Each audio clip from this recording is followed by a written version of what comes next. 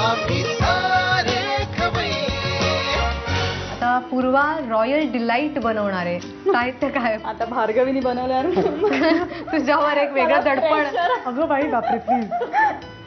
काय? बरं एनिवेज हे दूध आहे, हे नारळाचं दूध आहे, मध, हे भिजवलेले बदाम, तूप, वेलची पावडर, केशर, साखर आणि शहाळं, अरे वा. आणि हे ब्रेडचे तुकडे, त्याचे साईज कापलेले. आणि आता आपण कशी सुरुवात करूया? सगळ्यात आधी म्हणजे हे जे शहाळं आणि बदाम होतं ना त्याची पेस्ट करून घेते. ओके. ओके. आता गॅस लावलाय आपण, दूध थोडंसं बरं.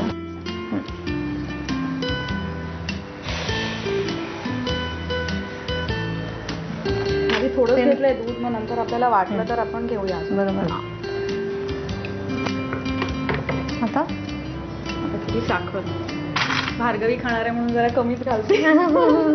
घेऊ. केवढा तिचा विचार हो ना, प्रत्येक. बस झालं, पूर्वा खूप झाली.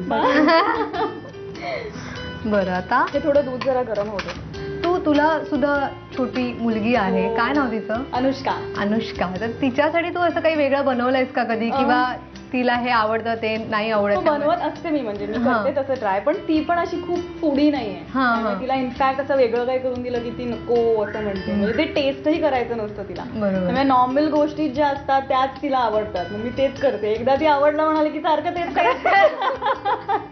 म्हणजे सासूबाई वगैरे त्यांचं काय म्हणणं आहे की त्या ओके आहेत का, की तुला जेवण नाही बनवायचंय, आवडत नाही वगैरे? असं काय नाहीये. मी इतकं पण नाही, मी बनवते घरी जेवण, पण असं ते एक्सपेरिमेंट करतात ना काहीतरी, आहे त्याच्यातनं काहीतरी बनवा, तेवढी नाही. आता काय करूया? आता ना ही पेस्ट जी केली आपण बरं, ती घालूया त्याच्यात. चालेल.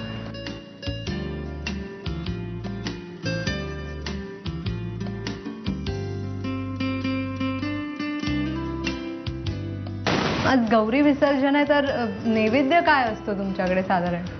आमच्याकडे घारगे, लाल भोपळ्याचे घारगे आणि खीर असं नैवेद्य असतो. म्हणजे लाल भोपळ्याच्या घारग्याचा आणि खिरीचा गौरीला, गौरी जेवताना. आणि बाकी रेग्युलर आपली उसळ, एखादी भाजी वगैरे. पण गोड रोज असतंच घरामध्ये, पण घारगे आणि खीर असतंच. सगळ्यांकडे मला वाटतं वेगवेगळा नैवेद्य असतो. कोणाकडे पुरणपोळी असते, कोणाकडे सांज्याची पोळी असते. कोकणात आय थिंक सो घावन घातलं गेलं जातं. हो. अच्छा, हे आता काय करायचं आपण? हे थोडंसं आटलं पाहिजे, त्याची पेस्ट झाली पाहिजे. आणि मग आपण थोडीशी वेलची पूड घालूया त्याच्यात. ओके.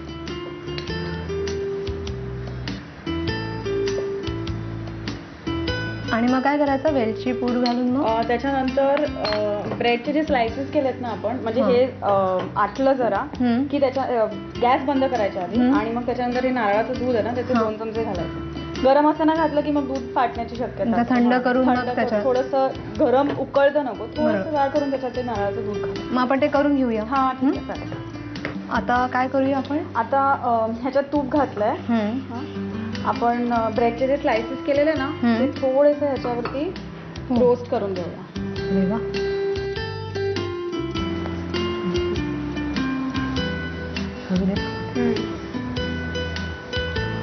आणि ते जे आपण दूध आणि शहाळं आणि नारळाचं दूध आहे, ते आपण काय गार्निशिंगला केशर, मध आणि केशर. Royal delight. रॉयल आहे एकदम, चाललेलं आहे. ही थाई डिश असू शकते असं मला वाटतं, कारण थाई लोकांमध्ये शहाळं आणि नारळाचं दूध असं खूप खाल्लं जातं. तू हायलंडला गेली तू तेव्हा शिकलेस का? करेक्ट. हेच करायला गेलेले मी थायलंडला. हे चांगले क्रिस्पी झालेत ना? क्रिस्पी झालेत. ठीक आहे, मग आपण गार्निशिंगची तयारी करूया.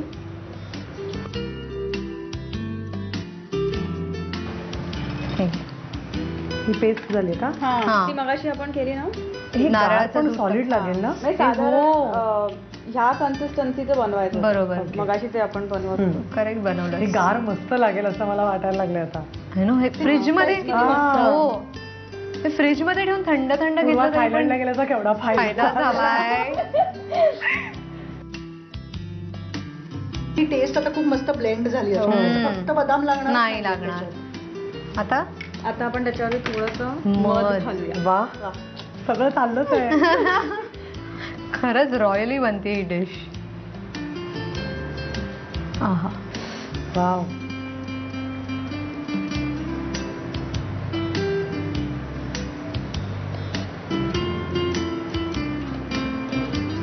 वा वा पूर्वा वा वा. क्या बात आहे. हा. केशर पण वर आणि केशर हा. वरनं घालूया थोडंसं.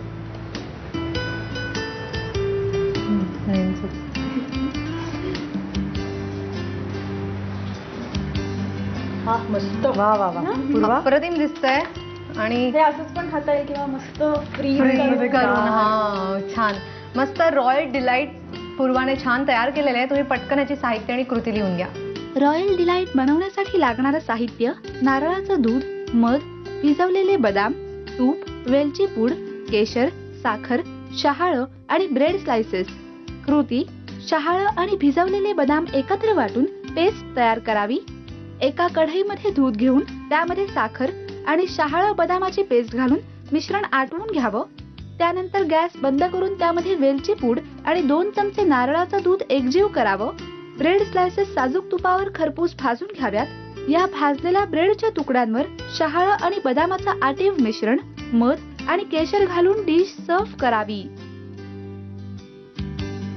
आम्ही